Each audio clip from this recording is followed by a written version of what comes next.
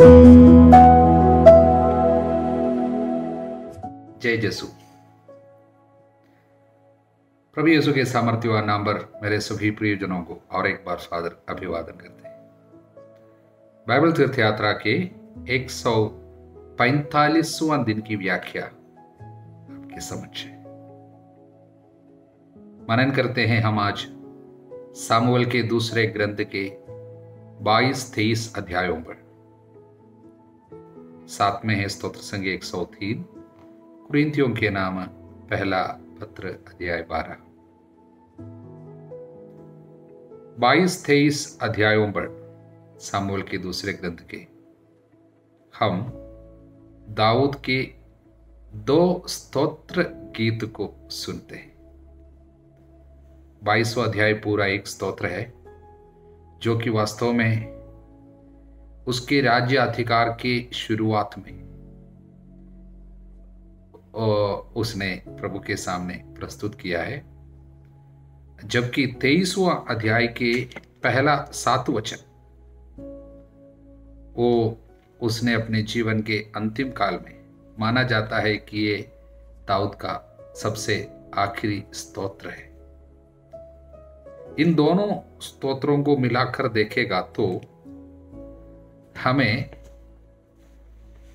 एक बहुत ही सुंदर मूल्यांकन, यानी अपने जीवन में प्रभु के हाथ किस तरह दाऊद ने महसूस किया, अनुभव किया, उसको अपने राज्य अधिकार के यानी राजा बनने के शुरुआती समय में, राजा बनने के बाद सबसे शुरुआती साल जो है उस समय से और जीवन के अंत तक, मृत्यु के करीब आते समय भी किस तरह उसने प्रभु के हाथ का अनुभव अपने जीवन में किया, अपने जीवन की उन्नति में अवनति में किस तरह प्रभु का हाथ उनको संभाला, इसका एक बहुत ही सुंदर प्रेरित मूल्यांकन हमारे सामने इन दोनों स्तोत्रों के द्वारा दाऊद रख रहे।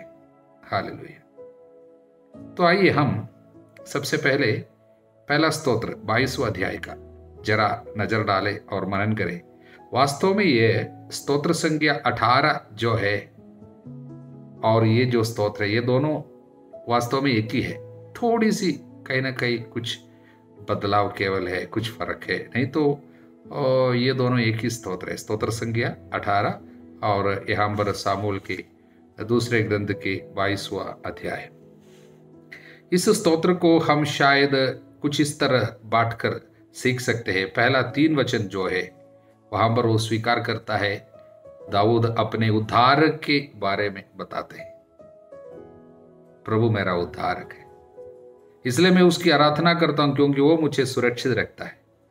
और इसलिए वो प्रभु के बारे में कैसा कहता है अपने उद्धारक को, मेरी चट्टान है, मेरा गढ़ है, मेरा उद्धारक, वो मुझे शरण, वहां पर मुझे शरण मिलती, वो मेरी ढाल है, शक्तिशाली उद्धार, मेरा गढ़, मेरा आश्रय, मेरा मुक्तिदाता, हिंसा करने वालों से मेरी रक्षा करता। इस तरह अनेक शब्द इस्तेमाल करते हुए प्रभु के प्रति उसका आभार वो प्रकट करता है। कम से कम 8 शब्द उसने प्रभु के लिए एक ही बात को प्रकट करने के लिए इस्तेमाल करता है, क्योंकि प्रभु उनके लिए इतना ज्यादा कार्य किया कि वो बोलते बोलते थकता नहीं, प्रकट करने के लिए मैक्सिमम कोशिश करता है।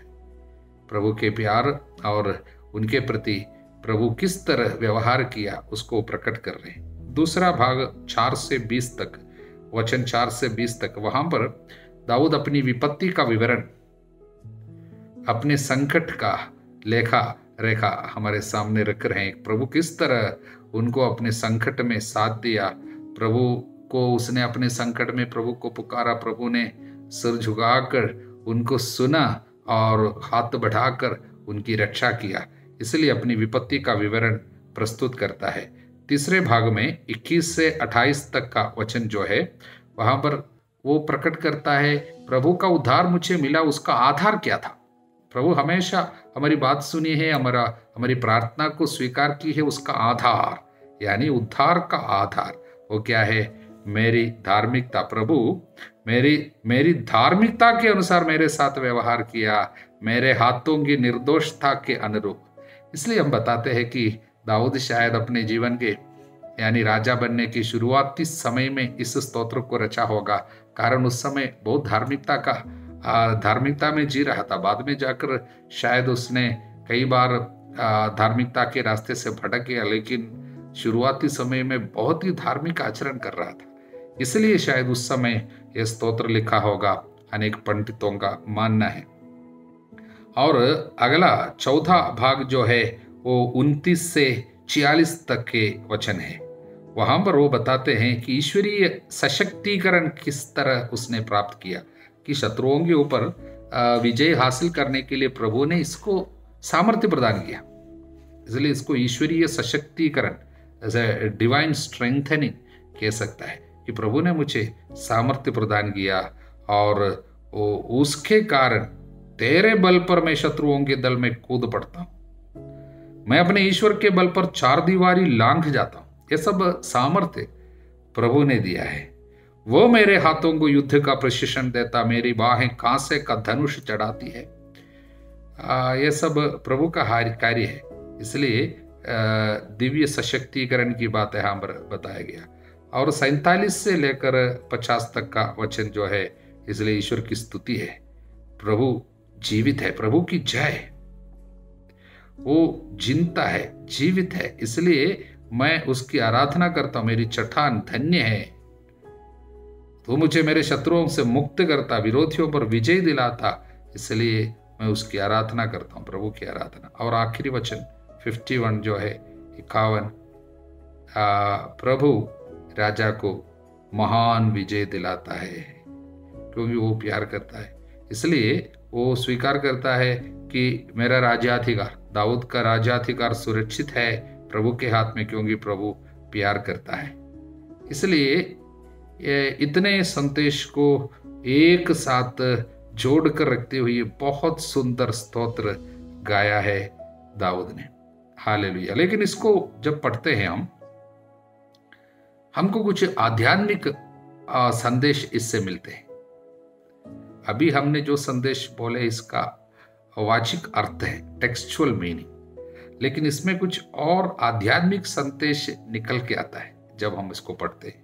पहला संदेश यही है कि दाऊद स्वीकार कर रहे हैं, मेरे जीवन की हर एक जीत वास्तव में प्रभु की जीत है, सारा श्रेय प्रभु को जाता है। इसलिए मुझे अपने में भरोसा रखने के लिए कुछ नहीं है, सब प्रभु की है, प्रभु की महिमा।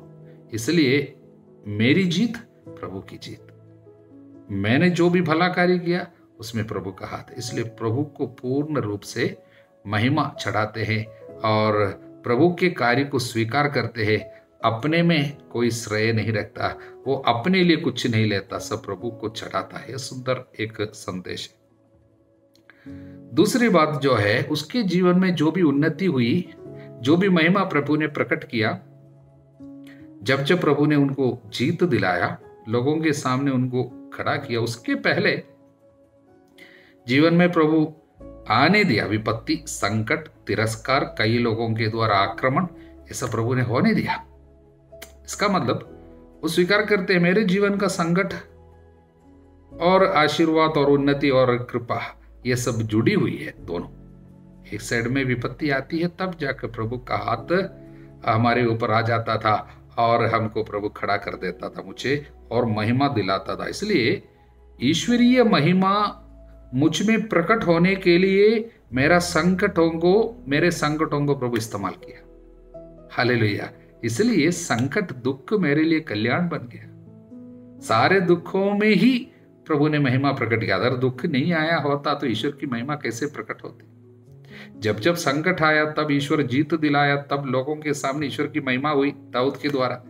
इसलिए दाऊद स्वीकार कर रहे, मेरे जीवन का संकट मेरे लिए मृत्यु का कारण नहीं बना, और वे मेरे जीवन में जो भी विपत्ति संकट आई, वो सब ईश्वर के हाथ में आशीर्वाद का माध्यम बन गया। हालेलुया। अगला संदेश इस स्तोत्र से यह है, जब जब प्रभु अपने चुने हुए भक्त को विजय दिलाता है, तब तब उनके शत्रुओं को, प्रभु के भक्त जो है उनके शत्रुओं को सब दंड मिला है। यानी किसी का उद्धार तब दूसरे को धिक्कार। हालेलुया। ये हमेशा दिखाई देता है। उदाहरण के लिए राजा दाऊद को जीत होने के लिए, उस पर प्रभु की महिमा प्रकट होने के लिए अब्सलोम को मरना पड़ा, सेबा को मरना पड़ा, अनेक शत्रु फिलिस्ती लोग हो, मोआबी लोग हो, इन सभी लोगों को मरना पड़ा और हार का सामना करना पड़ा। इससे संदेश यही है, जब भी किसी चुने हुए व्यक्ति को प्रभु जीत दिलाता है, उनके खिलाफ जो लोग खड़े होते हैं उनके ऊपर दंड आ जाता है। इसलिए एक चेतावनी भी हमारे लिए आती है कि कहीं ना कहीं ऐसा ना हो कि हम किसी चुने हुए व्यक्ति के खिलाफ ना रहे, जिससे प्रभु का दंड हमारे ऊपर आ जाए, क्योंकि उनको जीत दिलाते समय हम लोगों को गिरना मरना ना पड़े। हालेलुया। इसलिए गलती से भी चुने हुए व्यक्तियों के विरोध में खड़ा नहीं होना। हर एक अधिकार ईश्वर के द्वारा दिया हुआ है। वर्तमान अधिकारियों की व्यवस्था ईश्वर के द्वारा दी गई, इसलिए अधिकारियों का जो विरोध करता है, ईश्वर के विधान के विरुद्ध विद्रोह करता है, विद्रोही अपने सिर पर दंडाज्ञा बुला लेता है। अब हमको समझ में आता है, चुने हुए व्यक्तियों को प्रभु किसी को अधिकार दिया है, उनको प्रभु जीत दिलाएगा। हालेलुया। उनके खिलाफ जाके खड़े रहकर हम लोग विपत्ति को अपने सिर पर ना बुला लाए। अगर दुनिया के राजाओं के लिए, चुने हुए लोगों के लिए प्रभु इतना कार्य करता है और उनके विरोधियों को प्रभु नष्ट होने देता है, तो कितनी विपत्ति होगी उन लोगों की जो प्रभु यीशु के विरोध करता है। इस धरती पर जिनको प्रभु ने पूरा अधिकार दिया है, समस्त राजाओं का राजा है, उनके खिलाफ रहने वालों को कितनी बड़ी विपत्ति झेलनी पड़ेगी। इसलिए हम उन लोगों को याद करें और उनके लिए ईश्वर की दया मांगे जो प्रभु का विरोध अभी जानबूझकर करते हैं, ईसा मसीहा के विरोध में कार्य करते हैं। हालेलुया। क्योंकि पिता उनको जीत जरूर देगा, तो विरोधियों को नष्ट होना पड़ेगा। हालेलुया। और अगला संदेश यही है, प्रभु मेरा उद्धारक है, वो मेरा गढ़ है, वो उसमें मैं सुरक्षित हूं। दाऊद बार बार कहता है, इतने संकट आया, एक के बाद एक विपत्ति, तूफान, आंधी, परेशानी, लोग खिलाफ आए, लेकिन प्रभु हमेशा जीत दिलाता रहा, क्योंकि वो जिंदा है, वो साथ देता है। तो हमको अब निराश नहीं होना है, हमको डरना नहीं है, हमको डरना नहीं है। नो फियर, डर नहीं। ये हर एक ईसाई के लिए अपना एक नारा की तरह आपको लगाए रखना चाहिए, अपने माथे पर इसको लगा रखने चाहिए कि मुझे कोई डर नहीं। आपको डरना नहीं। किस लिए डरना है? किससे डरना है? किसी भी चीज से, कोई भी विपत्ति से हमको कोई डरना नहीं, हमको कोई डर नहीं है, क्योंकि प्रभु हमारे साथ है। और आखिरी संदेश यही है, इस पूरे स्तोत्र में दाऊद से बढ़कर और कोई प्रकट हो जाता है। हालेलुया। वास्तव में दाऊद के बारे में दाऊद लिखे हैं, लेकिन उससे बढ़कर कोई इस पे खड़े होते हुए नजर आता है। वो है प्रभु ईसा मसीह, दाऊद का पुत्र, स्वयं ईश्वर का पुत्र है। इसलिए कोई कहता था इसमें हर एक शब्द, और विशेषकर कुछ शब्द ऐसा है जो दाऊद से बढ़कर प्रभु यीशु में सार्थक बैठता है, सही बैठता है, सही उतरता है। हालेलुया। इसलिए तो संत पौलुस जब रोमियों को लिखे पत्र में अध्याय 15 वचन 9 में उसने ईसा मसीहा के बारे में, यानी मसीह के बारे में जो भविष्यवाणी हो रही थी, और उस भविष्यवाणी में यहाँ का एक शब्द लेकर यूं ही इस्तेमाल किया।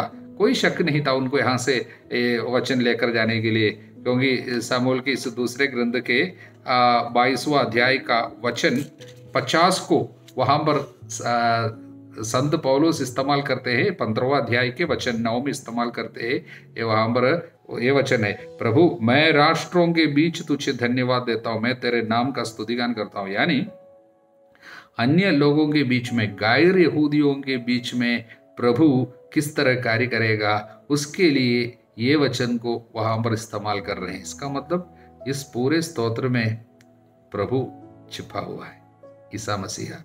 वास्तव में दाऊद के राज्याधिकार से बढ़कर इसमें और एक राज्य के बारे में, ईश्वर के राज्य का अधिकार, मसीह के बारे में लिखा गया है। कि मसीह के शत्रुओं को पिता तितर बितर करेगा। यानी ईसा मसीहा का अधिकार सुरक्षित है, सुनिश्चित है और हमेशा बना रहता है। ईश्वर के अधिकार के खिलाफ प्रभु ईसा मसीह में ये पिता ने जो अधिकार रखा है और ईश्वर के राज्य को धरती पर लाए हैं, उसके खिलाफ जितने भी शत्रु खड़े हैं उन सभी लोगों को तितर बितर होना पड़ेगा, निराश होना पड़ेगा और पराजित होना पड़ेगा। ईसा मसीहा का राज्य सुनिश्चित है और सुरक्षित है, सुस्थिर है धरती पर। हालेलुया। इसलिए जो उनके साथ रहते हैं, उनके अधिकार से जुड़े रहते हैं, उनके अधिकार के तले रहते हैं, उन सभी लोग सुरक्षित हैं, उनको कोई शत्रु छू नहीं पाएगी। इसलिए ईश्वर के ईसा मसीहा के राज्य का मतलब उनके शासन जो है, उनके शासन को हमें स्वीकार करना चाहिए और उनके अधिकार को मानना चाहिए। जीवन के हर एक पल यीशु के अधिकार को हमें ऊंचा हमारे ऊपर उठाए रखनी चाहिए। कैसे? विनम्रता से स्वीकार करना है, प्रभु का हाथ मेरे ऊपर है, प्रभु विजय दिलाता है, प्रभु राजा है। इस धरती के ऊपर हमेशा परेशानियों के ऊपर, आ जाने वाले सारे संकटों के ऊपर उसका अधिकार है, प्रभु यीशु का अधिकार है। इसको हमें स्वीकार करना है, घोषणा करना है। इस तरह प्रभु की जय हमारे जीवन में हमेशा हमें प्रकट करनी है। हालेलुया। सुंदर संदेश दाऊद के इस स्तोत्र के द्वारा हमारे सामने आए हैं। हालेलुया। 23वां अध्याय की शुरुआती वचन में, पहला वचन में ही वहां पर जो भी शीर्षक और जो भी विवरण है, उससे दाऊद अपने जीवन का पूरा एक विवरण एक शब्द में कैप्सूल की तरह हमारे सामने रखा। यिशै के पुत्र दाऊद की वाणी। यिशै, दाऊद अपने पिता को याद कर रहे हैं। किसान था, एक मामूली सामान्य आदमी था, उसका बेटा। इसलिए वो स्वीकार करता है अपने अपने अपने विनम्र शुरुआत को, सामान्य शुरुआत को प्रकट कर रहे हैं। और उसके बाद अति प्रतिष्ठित व्यक्ति की दाऊद स्वीकार कर रहे हैं, मैं कमजोर सामान्य आदमी था, गुरु चराता था, किस तरह प्रभु ने मुझे प्रतिष्ठित किया, लोगों के सामने खड़ा किया। इसलिए वो स्वीकार कर रहे, प्रभु ने मुझे चुना और आगे रखा, प्रतिष्ठा प्रदान किया, आदर सम्मान लोगों से मुझे दिलाया। याकूब के ईश्वर की अभिषिक्त की, वो स्वीकार कर रहे, मेरे ऊपर एक विशेष अभिषेक प्रभु ने रखा कि एक सशक्तिकरण या प्रभु के एक मुहर हमारे ऊपर लगी हुई है। इज़राइल के मधुर गायकी, इस शब्द के द्वारा दाऊद याद कर रहे हैं प्रभु के साथ उनकी एक अंदरूनी मिलन का, कि आंतरिक जीवन प्रभु में। इसलिए तो वचन गा पाया और स्तोत्र लिख पाया, क्योंकि प्रभु के साथ एक रिश्ता थी। एक मधुर गायक मतलब एक प्यार भरा रिश्ता प्रभु के साथ, जो उनके शब्दों में प्रकट होता था। हालेलुया। और 2 से 7 तक का वचन एक छोटा सा स्तोत्र है, उसके जीवन का आखिरी स्तोत्र है। और जीवन के अंतिम काल में प्रभु के प्रति और अपने बारे में जो भी विचार था, उसको एक संक्षिप्त में, छोटे शब्दों में उसने प्रकट किया। जॉन ट्राप नामक एक ईश शास्त्री, वो बताता है छोटे से स्तोत्र में दाऊद जो हमारे सामने रख रहे हैं, उसके एक प्रज्ञा का प्रकटन है। दाऊद में ईश्वरीय प्रज्ञा का प्रकटन है। छोटे से शब्द है, लेकिन बहुत बड़े कार्य इसमें सम्मिलित कर रहा है। वो लिख रहे प्रभु के अपने जीवन में प्रभु के कार्यों की घोषणा, जीवन में प्रभु के महान कार्यों की घोषणा, और अपनी कमजोरियों की स्वीकृति, और अपने विश्वास की घोषणा, और प्रभु के विधान पर उनका भरोसा, और दुष्ट विधर्मी लोगों पर दंड की घोषणा। ये सब कुछ इन 5-6 शब्दों में उसने सम्मिलित किया है।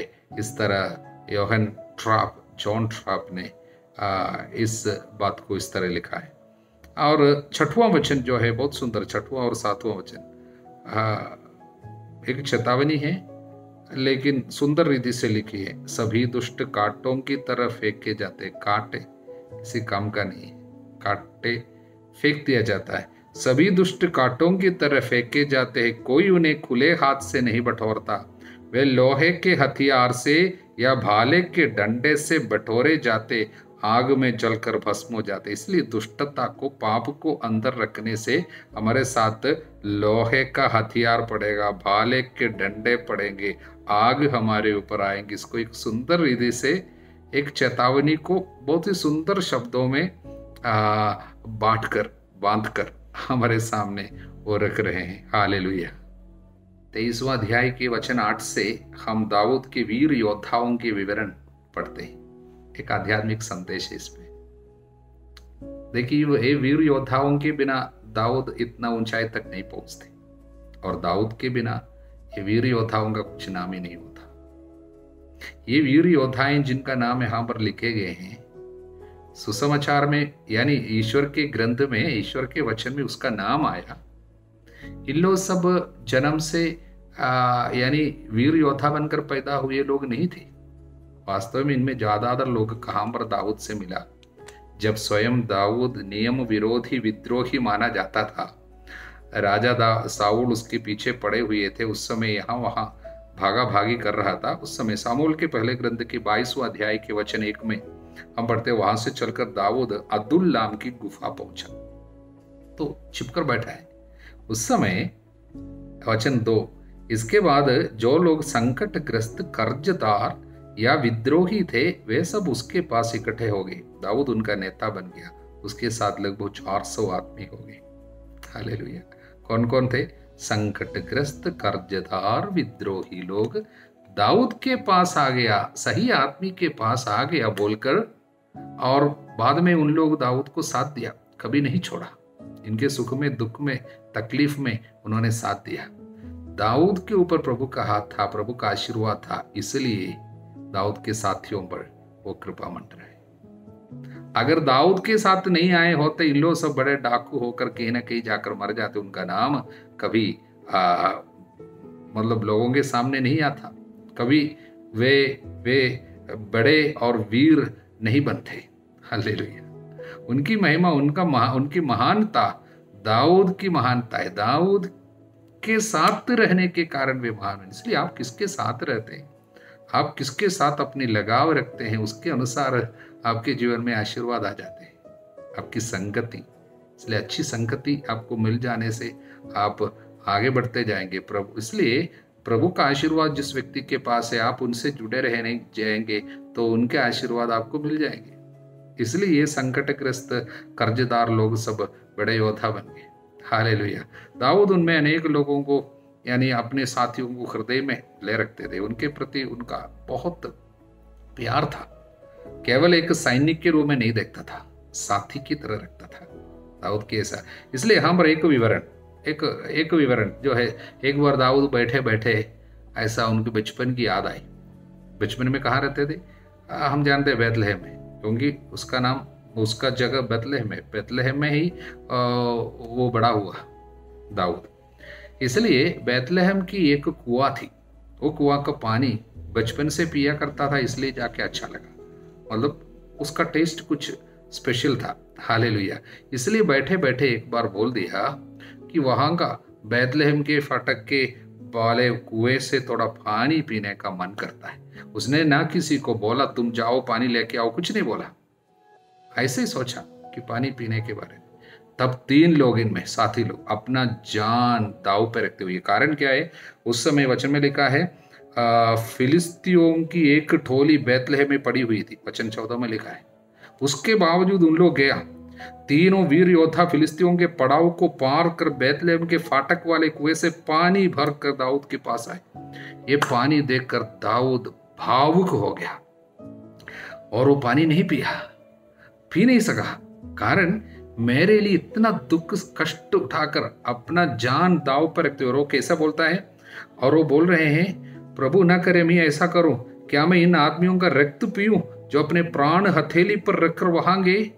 इसलिए उसने पानी पीना स्वीकार किया और क्या किया? उसने उस पानी को प्रभु के सामने उठेल दिया, यानी एक एक बलिदान के रूप में प्रभु को अर्पित किया वो पानी, क्योंकि इसमें इन लोगों का प्यार है, उनका खून है। इसलिए इसमें क्या है, इसमें ज्यादातर लोग अपना जान देने के लिए तैयार थे दाऊद के लिए, इसलिए प्रभु ने उनको सब महान बनाया। बहुत सुंदर शिक्षा है। हालेलुया। अब हम स्तोत्र संख्या 103 पर मनन करें आज। यह स्तोत्र एक बहुत ही महत्वपूर्ण स्तोत्र, दाऊद का स्तोत्र है। माना जाता है जीवन के अंतिम काल में ही इस स्तोत्र को भी उसने रचना की है। पूरे स्तोत्र ग्रंथ में 150 स्तोत्र है बाइबल के स्तोत्र ग्रंथ में। उन 150 स्तोत्रों में सबसे सुंदर, सबसे महत्वपूर्ण स्तुति स्तोत्र यानी प्रेज साम, स्तुति काव्य माना जाता है, यानी स्तुति आराधना के लिए उपयुक्त सबसे सुंदर स्तोत्र माना जाता है 103। हालेलुया। 3 भाग में अच्छा से समझ सकता है। पहला भाग 1 से 5 तक वचन। 1 से 5 तक वचन में दाऊद एक घोषणा कर रहे हैं, प्रकट कर रहे हैं। वो घोषणा के व्यक्तिगत फैसला है, मेरी आत्मा प्रभु की स्तुति करेगी। वो अपने को समझाता है, मेरी आत्मा एक भी वरदान प्रभु का तुमको नहीं भूलना, तुमको उसकी स्तुति करना, उसका नाम लेकर आराधना करना, ये तुम्हारा जीवन का महत्वपूर्ण कार्य है। इसलिए लोगों के सामने प्रकट कर रहे हैं, अपने फैसला रख रहे हैं, मैं उसकी स्तुति करूंगा, कारण उसका वरदान, उसने महान कार्य किया, करता है। मुख्य रूप से प्रकट कर रहे 6 वरदान के बारे में बताता है। ये वो तेरे सभी अपराध क्षमा करता, अपने को बोल रहे, मेरी आत्मा तेरे सारे अपराधों क्षमा करता है, इसलिए स्तुति करना। फिर सारी दुर्बलताओं को दूर करता है।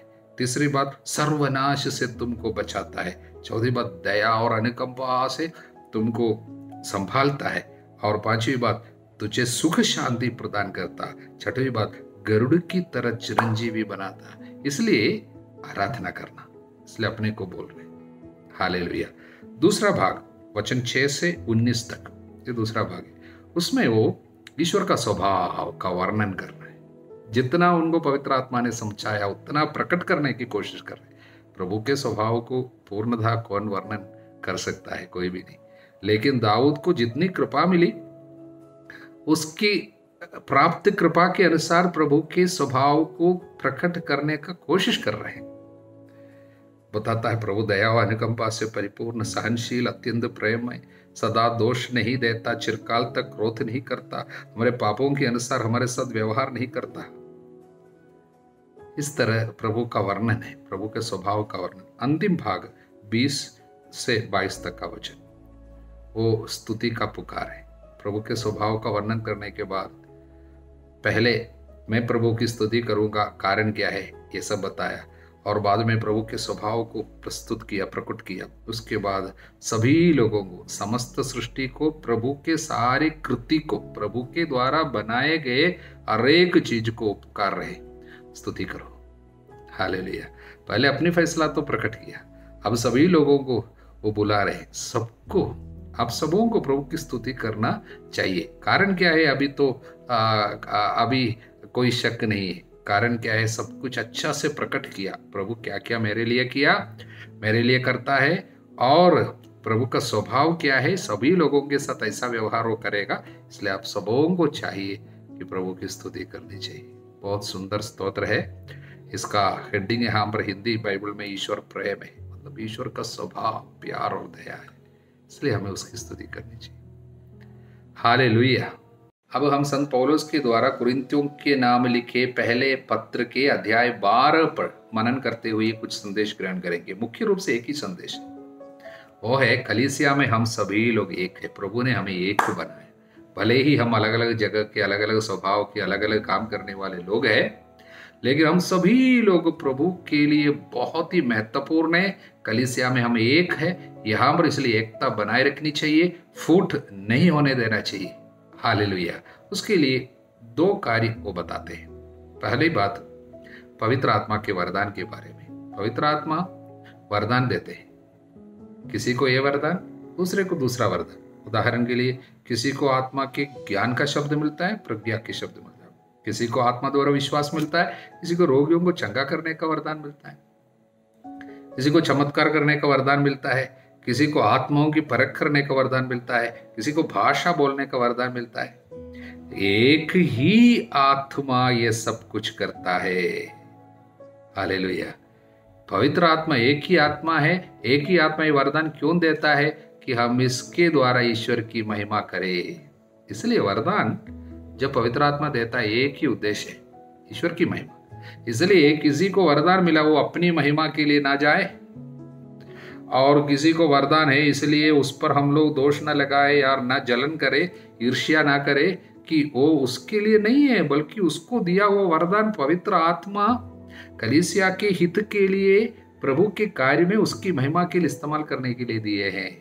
इसलिए हमें जलन, ईर्ष्या, फूट ये सब नहीं होनी चाहिए कि उसको ये मिला है, उसको ये मिला है सोचकर। हालेलुया। अब दूसरे भाग में शरीर के बारे में बताते। एक ही शरीर के अनेक अंग। मनुष्य का शरीर एक है, यदि भी उसके बहुत से अंग होते हैं। सभी अंग अनेक होते हुए भी एक ही शरीर बन जाते हैं। मसीह के विषय में भी यही बात है। हालेलुया। इसलिए बोलते हैं कि हम पर यूनानी होगी, यहूदी होंगे, दास होंगे, स्वतंत्र होंगे, बड़े होंगे, छोटे होंगे, वो घर का होगा, ये घर का होगा, वो देश से आया, ये देश से आया, वो भाषा बोलता है, कुछ ये भाषा बोलता है, फिर भी हम सब एक ही शरीर के अंग हैं। क्या शरीर के अंग एक दूसरे से झगड़ा करते हैं? नहीं है, क्योंकि एक का दर्द दूसरे का दर्द है। एक उंगली पर दर्द लगता है, बाकी उंगलियां हंसेगा नहीं, क्योंकि उसका दर्द हमारा पूरा दर्द है, हम एक है। इसलिए संत पौलुस बताते हैं वचन 27, इसी तरह आप सब मिलकर मसीह का शरीर है, आप में से प्रत्येक उसका एक अंग है। इसलिए उसके पहले बोले 26वां वचन, यदि एक अंग को पीड़ा होती है उसके साथ सभी अंगों को पीड़ा होती है। यदि एक अंग का सम्मान किया जाता है उसके साथ सभी अंग आनंद मनाते हैं। इसलिए दूसरे को दर्द में देखकर आपको दर्द नहीं लगता, जरूर कुछ गड़बड़ है मुझ में। हालेलुया। किसी को आनंद, किसी के आनंद को देखते हुए किसी को कोई महिमा मिलता है, कोई अच्छा कार्य करता है कलीसिया में, उसको देख के आपको अच्छा नहीं लगता है, जरूर मुझ में कुछ प्रॉब्लम है। हालेलुया। मुझ में ईश्वरीय कृपा नहीं पहुंच रहे हैं, इसलिए मुझे ऐसा होता है। क्योंकि शरीर के हरेक अंग जब जुड़े रहते हैं तब एक का दर्द दूसरे का दर्द है, एक का आदर दूसरे का सम्मान है। इसी तरह कलीसिया में भी होनी चाहिए। यहाँ पर हम किसी को ये कार्य करते हुए भिन्न भिन्न अंगों को, भिन्न भिन्न लोगों को कलीसिया में प्रभु ने नियुक्त किया है। किसी को प्रेरित बनाया, किसी को भविष्यवक्ता बनाया, किसी को शिक्षक बनाया, किसी को चमत्कार करने वाला बनाया, किसी को चंगा करने वाला बनाया। इसलिए उनको देखकर हमें जलना नहीं चाहिए, ना दोष लगाना चाहिए। उनको देखकर मुझे भी ऐसा बनना चाहिए ये नहीं बोलना है, क्योंकि क्या सब लोग शिक्षक हैं? क्या सब लोग चमत्कार करने वाले हैं? या सब लोग स्वस्थ करने वाले हैं? तो कैसा होगा? क्या शरीर में केवल उंगली केवल होता है, या शरीर में केवल हाथ होता है, या केवल पैर होता है? क्या बाकी अंग को भी होना नहीं चाहिए? इसलिए एक एक जन को, हम में एक एक जन को अपना कार्य प्रभु सौंपा है कलीसिया में। कोई बड़े नहीं, कोई छोटे नहीं, हम सब महत्वपूर्ण है प्रभु के कलीसिया में। हम सब चुने हुए लोग हैं। इसलिए हमें फूट होने नहीं देना है, और हम सभी लोग अनेक होने के बावजूद, अलग होने के बावजूद हम एक है, ये भावना मन में, ये अवबोध हमारे मन में होनी चाहिए। ये दृढ़ धारणा हमारे अंतरतम में रहनी चाहिए, जिससे हमें दूसरों पर दोष नहीं लगानी चाहिए। दूसरों के दुख हमारा दुख है, उनका सम्मान हमारा सम्मान और हमारी खुशी है। हालेलुया। आध्यात्मिक वरदानों से प्रभु हम सभी लोगों को भरना चाहता है। हालेलुया। इसलिए पवित्र वचन को पढ़ते जाना, बीच में रोकना नहीं है। भले ही व्याख्या थोड़ा सा समय लगे आपके पास पहुंचने के लिए, फिर भी आप जरूर वचन पढ़ते जाएंगे। हालेलुया। हमारे प्रभु यीशु मसीह की कृपा, ईश्वर का प्रेम, पवित्र आत्मा का साहचर्य आप सभी लोगों के साथ बनी रहे, आप सदा सर्वदा अनंत काल तक। आमीन।